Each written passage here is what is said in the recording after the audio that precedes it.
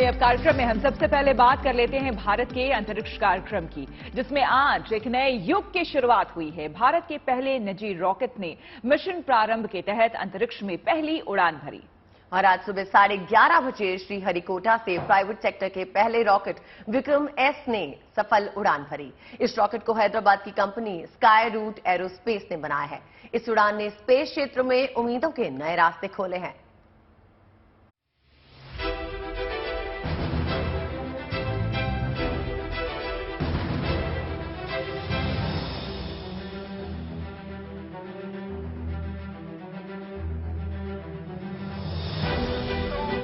अनंत आकाश में भारत की कामयाबी का ये प्रचंड प्रारंभ है। अंतरिक्ष में सफलता का परचम लहरा चुके हिंदुस्तान के नए मिशन का आगाज है। अंतरिक्ष में भारत के प्राइवेट सेक्टर की पहली उड़ान है मिशन प्रारंभ। आज सुबह जैसे ही घड़ी की सुई ने 11:30 बजे की दस्तक दी, अंतरिक्ष के क्षेत्र में भारत में एक नए युग की शुरुआत हो गई। पूरी दुनिया हिंदुस्तान की इस नई ताकत की गवाह बनी। श्रीहरिकोटा के सतीश धवन अंतरिक्ष केंद्र पर सारी तैयारियां पूरी कर ली गई थीं। काउंटडाउन जारी था, सब कुछ योजना के मुताबिक चल रहा था। ठीक 11:30 बजे इसरो ने श्रीहरिकोटा में अपने केंद्र से देश के पहले निजी तौर पर विकसित रॉकेट विक्रम एस को लॉन्च किया और इसके साथ ही महज 4 साल पुराने स्टार्टअप स्काई रूट एरोस्पेस ने भारत के अंतरिक्ष कार्यक्रम में अपना नाम सुनहरे अक्षरों में दर्ज करा दिया। Thanks, ISRO, for putting India as a frontline nation in the years to come, and a nation to which others would look forward to. Vital cues in the journey of space sector. Skyroot aerospace Bharat की पहली private sector company बन गई। 2020 में केंद्र सरकार के space industry को private sector के लिए खोले जाने के बाद स्काई रूट ने भारत के अंतरिक्ष कार्यक्रम में कदम रखा था। इससे पहले भारत के अंतरिक्ष कार्यक्रम में सिर्फ इसरो का ही दखल रहा है। इस मिशन को प्रारंभ नाम दिया गया है। रॉकेट के साथ 2 घरेलू और 1 विदेशी ग्राहक के 3 पेलोड को ले जाया जाएगा। इसमें चेन्नई और आंध्र प्रदेश के 1 और आर्मेनिया का 1 सैटेलाइट ले जाया जाएगा। रॉकेट की लंबाई 6 मीटर है। इसमें घुमाव में स्थिरता के लिए नई तकनीक का इस्तेमाल किया गया है। विक्रम एस की लॉन्चिंग बेहद सस्ती रही। सस्ती लॉन्चिंग की वजह से इसके ईंधन में किया गया बदलाव भी है। आम ईंधन के बजाय इसमें LNG यानी लिक्विड नेचुरल गैस और लिक्विड ऑक्सीजन का इस्तेमाल किया गया है। ये ईंधन किफायती होने के साथ साथ प्रदूषण मुक्त भी है। विक्रम एस की अंतरिक्ष में उड़ान एक तरह की टेस्ट फ्लाइट है। इसकी सफल उड़ान भारत में प्राइवेट स्पेस कंपनी के रॉकेट लॉन्चिंग में एक नए अध्याय की शुरुआत है। भारत दुनिया के उन तमाम चुनिंदा देशों में शामिल हो गया है जहां प्राइवेट कंपनी के रॉकेट अंतरिक्ष में कामयाबी की उड़ान भर रहे हैं। Bureau report, good news today.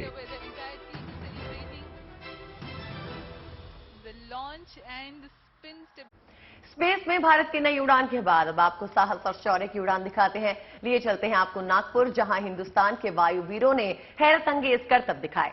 आपको बता दें कि आकाश में साहस के इस प्रदर्शन में सारंग हेलीकॉप्टर्स और सूर्य किरण एरोबैटिक्स टीम ने हिस्सा लिया। दरअसल कल नागपुर में एयर शो होने वाला है, जिसकी रिहर्सल आज की गई।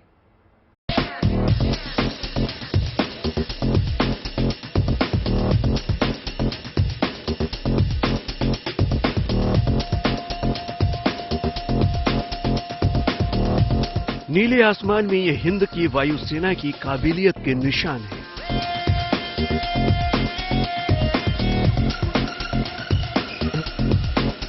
ये वायुसेना के सारंग हेलीकॉप्टरों के शौर्य की उड़ान है।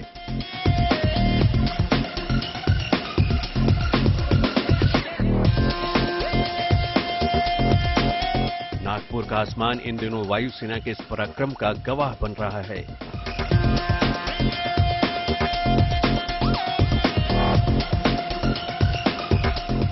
बेहद कम दूरी पर उड़ान भर रहे ये हेलीकॉप्टर अपने हुनर का प्रदर्शन कर रहे हैं।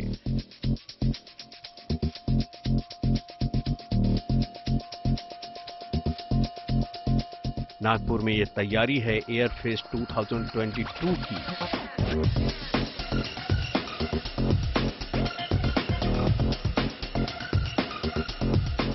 इस एयरफेस्ट के लिए चल रहे रिहर्सल में सारंग हेलीकॉप्टरों ने हैरत अंगेज करतब दिखाए। आसमान में गोते लगाते इस हेलीकॉप्टर को देखकर लोग हैरत में पड़ जाएंगे। हेलीकॉप्टरों की ऐसी उड़ान किसी कल्पना जैसी लगती है।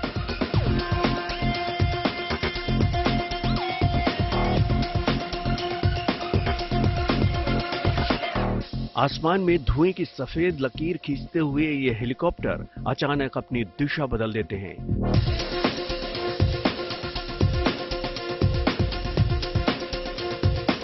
विपरीत दिशा में उड़ान भरते हुए ये अलग अलग फॉर्मेशन बना रहे हैं।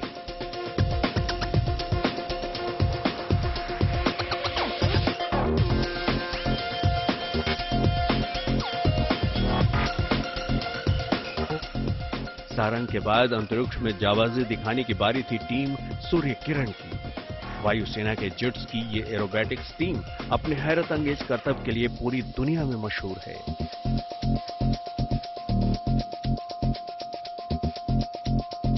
पूरे विश्व में 4 से 5 नौ aircraft military aerobatic display team है, जिसमें से भारतीय वायुसेना जो चौथी सबसे बड़ी वायुसेना में गिनी जाती है, उसके पास ये ऑनर है कि हमारे पास एक डिस्प्ले टीम है ऑफ फाइटर एयरक्राफ्ट। इस टीम का एम है ना केवल भारतीय वायुसेना का बल दिखाना, बट ऑल्सो सारे नौजवानों और हमारे युवा गणों को मोटिवेट करना ताकि वो डिफेंस सर्विस ज्वाइन कर सकें।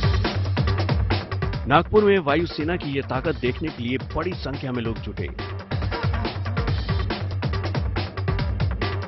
इस रिहर्सल को देखने पहुंचे बच्चों के लिए भी एयरफोर्स का ये रिहर्सल एक यादगार पल बन गया। Bureau report, good news today. और अब बात कर लेते हैं उस नई तकनीक की जो ऊर्जा क्षेत्र में मील का पत्थर साबित हो सकती है। ये तकनीक तैयार की है गोरखपुर के एक प्रोफेसर ने। ये तकनीक सौर ऊर्जा से जुड़ी हुई है। और सौर ऊर्जा के लिए सूरज की किरणें जरूरी होती हैं, लेकिन ये तकनीक बिना सूरज की किरणों के भी सौर ऊर्जा तैयार करती है। इस अनोखे सोलर पैनल में बादलों के पीछे सूरज से भी बिजली बनाने की क्षमता है।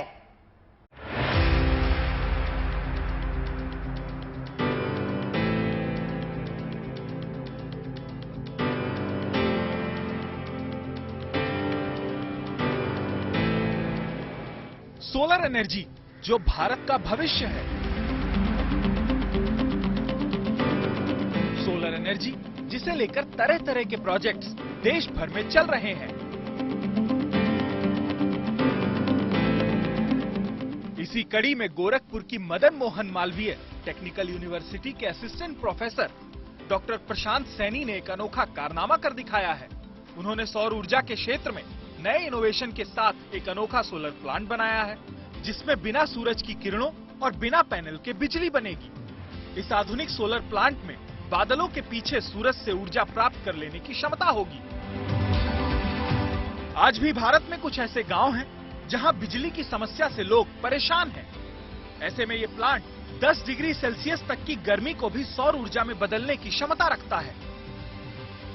अभी आप रिमोट लोकेशंस में देखते हैं कि वो तो हर एक डिस्ट्रिक्ट में उत्तर प्रदेश या भारत के सभी जो डिस्ट्रिक्ट्स हैं उनके पास सुदूर गांव होते हैं जहां बिजली नहीं पहुंच पाती है। तो बेसिकली ये आइडिया वहीं से आया कि ऐसा कुछ सेटअप डिजाइन किया जाए जिससे जो सुदूर गांव हैं या हिल स्टेशंस हैं या रिमोट लोकेशंस पे जो घर हैं वहाँ पर ट्रांसमिशन लाइन ना बिछा के वहाँ ऐसे सेटअप उनकी छत में इंस्टॉल करते हुए उन्हें बिजली, पानी और हीटिंग या फिर ठंडक जो है उनको उपलब्ध कराई जा सके।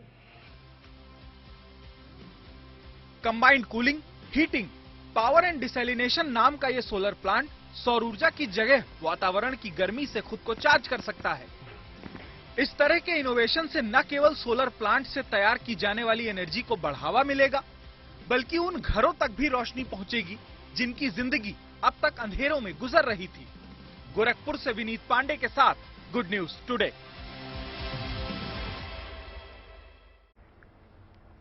साइंस और साहस के बाद अब बात सांस्कृतिक मिलन की, जो होने जा रहा है काशी में। देश की धार्मिक, आध्यात्मिक और सांस्कृतिक राजधानी काशी 1 महीने तक काशी तमिल संगमम का गवाह बनने जा रही है। बिल्कुल, आपको बता दें कि 19 नवंबर को खुद प्रधानमंत्री मोदी इसका उद्घाटन करने वाराणसी जा रहे हैं। द्रविड़ संस्कृति के केंद्र बिंदु तमिलनाडु की संस्कृति, खान पान, गीत संगीत का काशी में सीधे साक्षात्कार होने जा रहा है।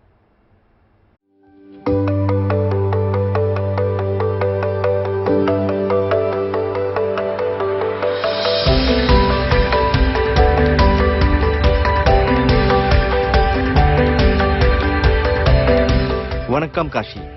अगले एक महीने तमिलनाडु से आए मेहमान कुछ ऐसे ही काशी का अभिनंदन करते नजर आने वाले हैं, क्योंकि उत्तर और दक्षिण के महासंगम के लिए काशी तैयार है। जी हां, ऐतिहासिक नगरी काशी भारत की दो पौराणिक संस्कृतियों की मिलन की गवाह बनने जा रही है। भारतीय सनातन संस्कृति के दो पौराणिक केंद्र विश्वेश्वर और रामेश्वर का मिलन बनारस में होने जा रहा है, जिसे नाम मिला है काशी तमिल संगम।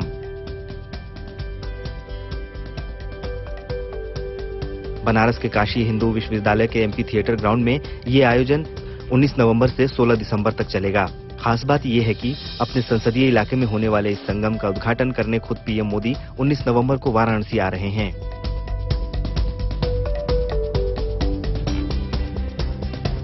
काशी तमिल संगम में इस बार एक भारत श्रेष्ठ भारत की थीम है। इसी थीम पर काशी सज धज रही है। इस मौके पर उत्तर दक्षिण की संस्कृतियों, परंपरा, खान पान और शैलियों का संगम मन मोहने वाला है। काशी तमिल संगमम का जो आयोजन हो रहा है वो पूरे एक महीने चलेगा। इसमें अलग अलग ग्रुप्स के माध्यम से ट्रेन से हमारे यहाँ पे ग्रुप्स आएंगे, जिसमें तमिलनाडु के अलग अलग पार्टिसिपेंट्स रहेंगे। एक महीने का जो पूरा महोत्सव टाइप का जो आयोजन है वो बीएचयू के एम्फी थिएटर में चलेगा, जिसमें हमारी प्रदर्शनियां होंगी, फूड कोर्ट होंगे, कल्चरल प्रोग्राम होंगे। कल चेन्नई से करीब 200 लोगों के जत्थे को काशी के लिए रवाना किया गया और खुद राज्यपाल ने इस डेलीगेट्स की ट्रेन को हरी झंडी दिखाई। उत्तर दक्षिण के मिलन के इस एक महीने चलने वाले कार्यक्रम के लिए लोगों में गजब का उत्साह है।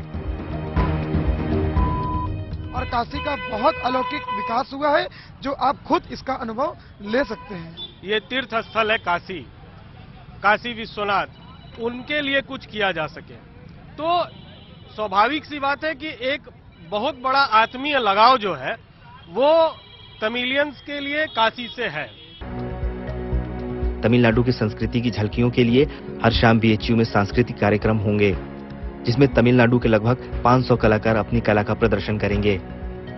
हैं उन सभी की प्रदर्शनियां लगाई जाएंगी, साथ ही आने वाले लोगों के साथ इंटरेक्शन होगा, एकेडमिक सेशन होगा। यहाँ के बच्चों को, यहाँ के लोगों को ये सारी प्रदर्शनी दिखाई जाएगी। इसके पैरेलल प्रतिदिन शाम को सांस्कृतिक कार्यक्रमों का आयोजन यहीं पे होगा।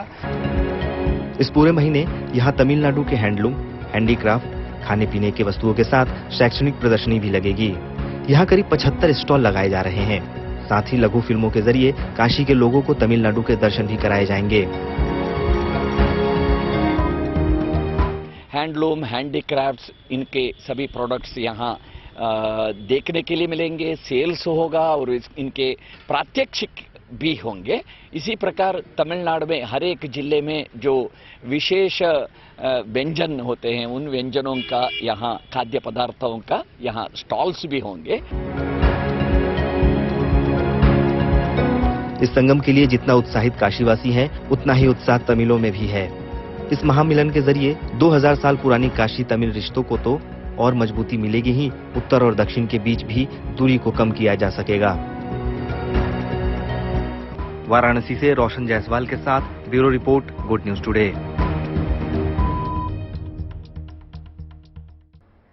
चलिए अब आपको लिए चलते हैं हम ट्रेड फेयर। आपको बता दें कि ट्रेड फेयर में शॉपिंग के अलावा आप हिंदुस्तान के अलग अलग प्रदेशों के जायके का आनंद भी ले सकते हैं। कश्मीर से लेकर कन्याकुमारी तक यहां आपको भारत के हर हिस्से का जायका यानी कि स्वाद मिल जाएगा। और हमारी सहयोगी नवजोत भी ट्रेड फेयर के फूड कोर्ट में गई थी, जहां अलग अलग प्रदेशों की फेमस डिशेस मौजूद हैं। तो अगर आप भी इस वीकेंड ट्रेड फेयर जा रहे हैं तो हिंदुस्तानी जायकों का लुत्फ जरूर उठाइए।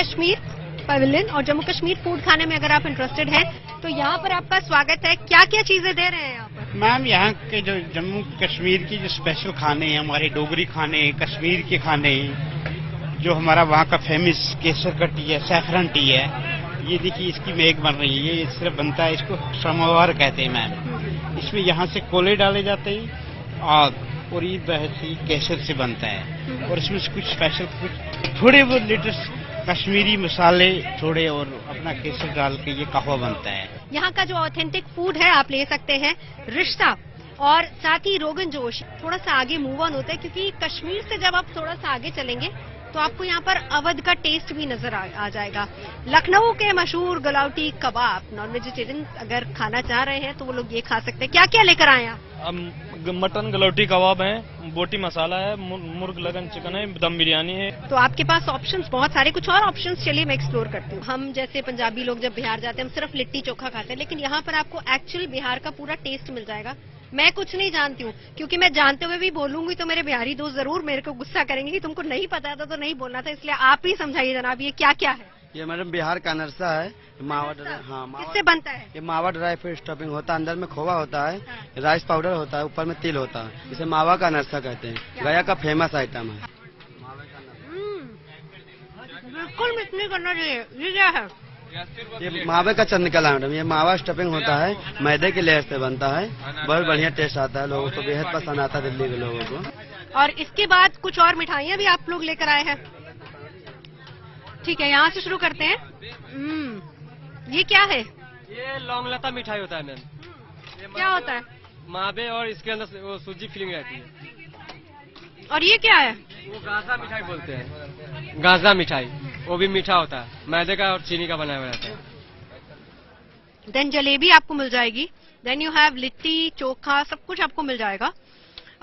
तो ये डिपेंड करता है कि बिहार में अगर आप आएंगे तो एक प्रॉपर आपको थाली स्टफिंग हो जाएगी, थोड़ी बहुत, मतलब आपको बहुत अच्छा लगेगा यहाँ पर आके। एक्चुअली अगर आपको राजस्थान का खाना खाना है तो मेरे ख्याल से आपको यहाँ पर आना चाहिए जहाँ आपको दाल बाटी चूरमा जरूर मिलेगा। तो राजस्थानी फ्लेवर। सर आप इससे पहले कि आगे जाएं, मैं चाहूंगी कि आपने राजस्थान का खाना क्यों चूज किया? आप मास्क उतार सकते हैं, हमारा social distancing. I like spicy food. अच्छा, लेकिन मैंने ये कल ट्राई किया था, ज्यादा स्पाइसी है नहीं है। फर्स्ट टाइम आप ट्राई कर रहे हैं। हाँ, लेकिन खाना बहुत अच्छा है। तो देखिए मैं एक बार जरा दिखा दूं अपने दर्शकों को। सो आपको बाजरा रोटी मिलेगी, मिस्सी रोटी मिलेगी, then you have a nice good halwa मिलेगा विद फुल ऑफ देसी घी, गट्टे की सब्जी आपको मिलेगी, चूरमा आपको मिलेगा, लहसुन की चटनी आपको मिलेगी। मतलब worth it, I think it's worth it. आप क्या कहेंगे? पेट पूजा यहीं पे अच्छी लगेगी। अब ये आप पे डिपेंड करता है। ऑप्शन स्टेट वाइज मैंने आपको दे दिया है। केरला आपको मिलेगा, झारखंड मिलेगा, महाराष्ट्र आपको मिलेगा, अवध का खाना मिलेगा, आपको जम्मू कश्मीर मिलेगा, आपको बिहार मिलेगा, आपको राजस्थान मिलेगा।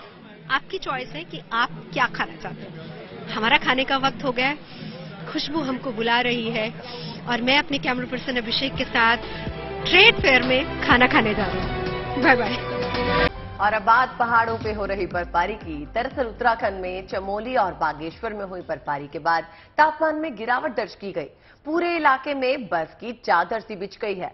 आपको बता दें, लेकिन यहाँ बर्फ की वजह से हो रही कड़ाके की सर्दी से सैलानियों को कोई फर्क नहीं पड़ रहा है। बर्फ गिरने की खबर के बाद पर्यटक पहाड़ों का रुख अब कर रहे हैं और इस हसीन वादियों का लुत्फ भी उठा रहे हैं।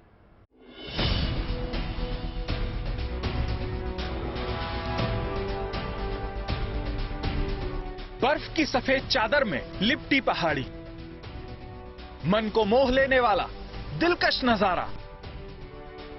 इस साल पहाड़ों पर नवंबर महीने से ही बर्फबारी की शुरुआत हो चुकी है। ये खुशनुमा मौसम सैलानियों के लिए बेहद खास हो जाता है। लोग परिवार के साथ इस मौसम का लुत्फ उठाने के लिए इन हसीन वादियों में पहुंचने लगते हैं। अब आप जरा उत्तराखंड के चमोली की इन तस्वीरों को देखिए। आलम ऐसा है कि पानी भी जमने लगा है। मगर ऐसी कड़ाके की सर्दी में भी इन लोगों के हौसलों को देखिए, जो इन ऊंची पहाड़ियों पर ट्रैकिंग करने के लिए आए हैं। सैलानियों के आने से बाजारों में रौनक आ गई है। कोई शॉल खरीदता नजर आ रहा है तो कोई सुबह की शुरुआत गर्मा गर्म पकवान से कर रहा है। सर्दी के सितम से बचने के लिए लोग अलाव का सहारा ले रहे हैं। इन्हें देख लगता है मानो ठंड बेहिसाब है, फिर भी जिंदगी जिंदाबाद है। पानी भी जम रहा है यहाँ पे, जैसे ही मतलब नल अगर आप खोलेंगे नहीं तो पानी जम जाता है, और धूप आती है तभी वो पानी आता है। पहाड़ियों पर हुई बर्फबारी के चलते बद्रीनाथ धाम में भी कड़ाके की सर्दी है। तापमान माइनस तक लुढ़क चुका है। 19 तारीख को बद्रीनाथ धाम के कपाट बंद होने हैं। ऐसे में जबरदस्त सर्दी भी भक्तों के जुनून को जमा नहीं सकी। कड़ाके की सर्दी को देखते हुए बद्रीनाथ नगर पंचायत ने इन दिनों यहां आने वाले यात्रियों और साधु संतों के लिए अलग अलग जगहों पर अलाव की व्यवस्था भी की है। यहाँ पे सुबह शाम माइनस में टेम्परेचर है, बहुत ज्यादा ठंड बढ़ रही है। दोपहर में धूप निकलने के बाद अचानक फिर से बादल आ जाते हैं, और जो यहाँ पे पर्यटक हैं वो इसको एंजॉय भी कर रहे हैं, और हल्की ठंड में यात्रा अभी भी बढ़िया चल रही है। ये बेहद दिलकश नजारा बागेश्वर के कौसानी का है।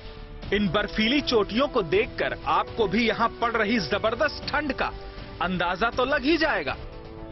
इन खूबसूरत वादियों का दीदार करने आए सैलानी ठंड से बचने के लिए अलाव सेंकते नजर आ रहे हैं। आखिरकार पहाड़ों का असली मजा तो बर्फबारी में ही आता है। बागेश्वर से जगदीश पांडे और चमोली से कमल नयन के साथ गुड न्यूज टुडे।